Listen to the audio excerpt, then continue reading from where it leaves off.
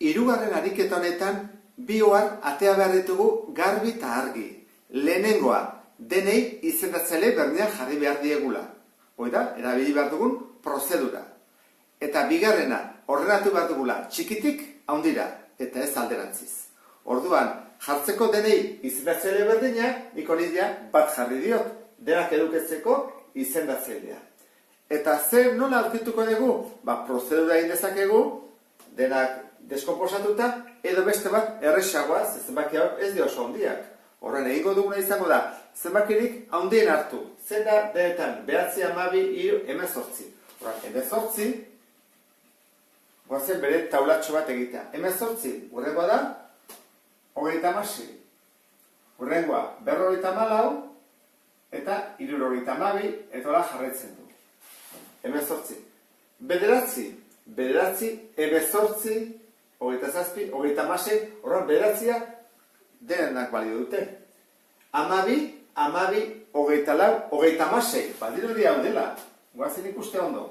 Bederatzi pasatzen da, 12 pasatzen da, 3 pasatzen da, orduan denentzako jarriko diogu 36.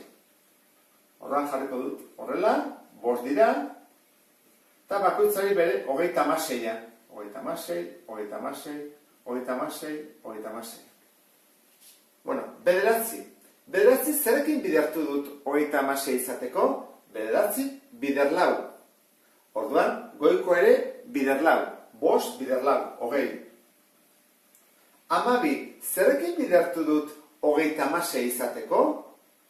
Da, biderriru. 12 biderriru. Orduan, goiko ere biderriru, 33.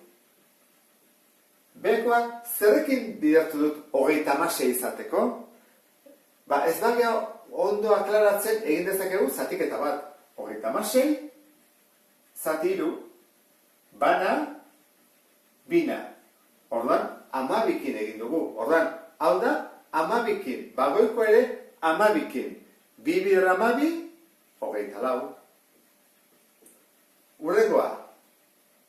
Oso bat, bat bider 36, bagoiko ere, bider 36. Tazkena, 18 bikoitza, ez da? Bider 2, bagoiko ere, bider 2, 14. Orain bai, ordenatu dezakegula txikitik handira. Zer da denetan txikiena? Denetan txikiena, hau da. Beraz, hau, 7, 18. Orain jarriko dugu, handiagoa, dela, denetan, hau, lehenengoa. Orduan, hau jarriko dut. 5, 9. Guazen hurrengoaren bila. Hurrengoa zein da, hau, erdikoa, 2 eren. Zein da hurrengoa? Beste hau, horren 11, 12, eta denetan handiena, oso bat. Eta horrela bukatuko genuke 3. ariketa.